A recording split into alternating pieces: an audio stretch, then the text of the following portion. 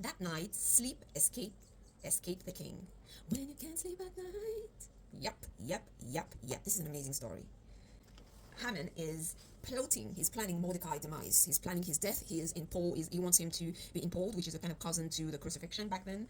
Uh, his plan was that in the morning, verse 14, in the morning, it would go to the king and ask for Mordecai to be hanged on it.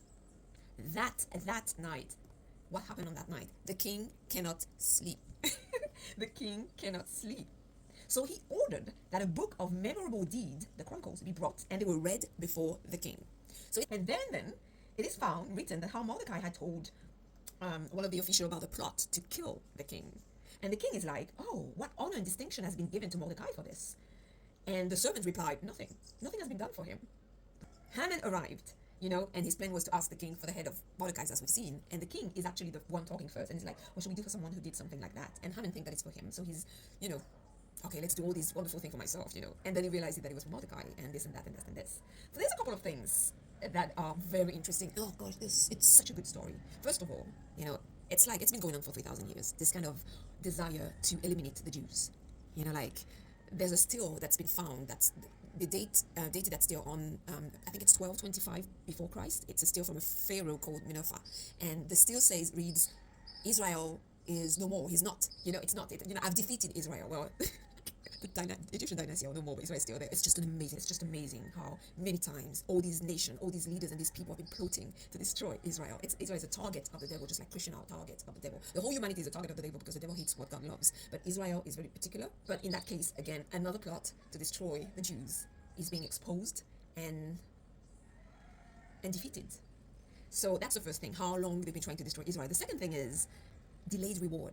I mean, because the story is that Mordecai had done that extraordinary thing to save the king's life, and it just been forgotten about it. It's a bit like Joseph in the prison when, he had this prophetic revelation for the two guys in the prison with him, and he told one of the guys, I can't remember which one. You remember me, when you get to the king, and the guy forgot for 2 years. That's a God thing. God, he has a way of delaying rewards because timing is key for God. There's a time for everything, and sometimes he gives you something way in advance that's going to serve a particular purpose at a certain time. It's a bit like even Joseph, I think he told his brother, God sent me in advance because he knew there were going to be this famine. So anyway, delayed reward. Oh, it's so frustrating. Can you imagine?